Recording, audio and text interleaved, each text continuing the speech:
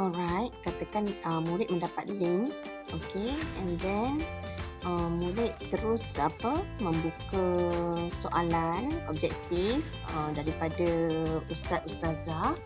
Okey, kemudian dia akan setelah dia buka link tu, dia isikan maklumat dia, nama, and then tingkatan berapa, and then seterusnya pelajar akan menjawablah ke semua soalan kuis tersebut.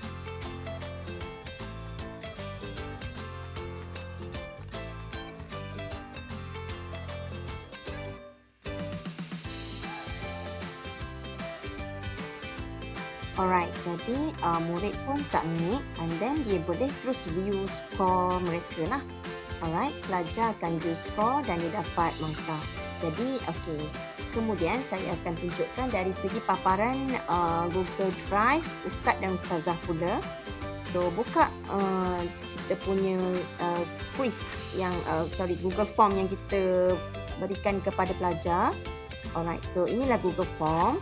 Kemudian pergi pada responses, and then kat situ kita tengok, katakan ada 3 orang lah pelajar kita yang dah jawab. So create spreadsheet tu yang baru tu, and then bila kita ni adalah pelajar kita jawab lah, kita boleh tengok analisis pelajar kita.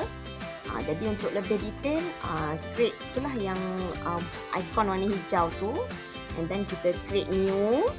Alright, seterusnya kita akan dapat dalam bentuk Google Sheet. Alright, so dia akan kat situ kita boleh tengok anak murid kita salah apa.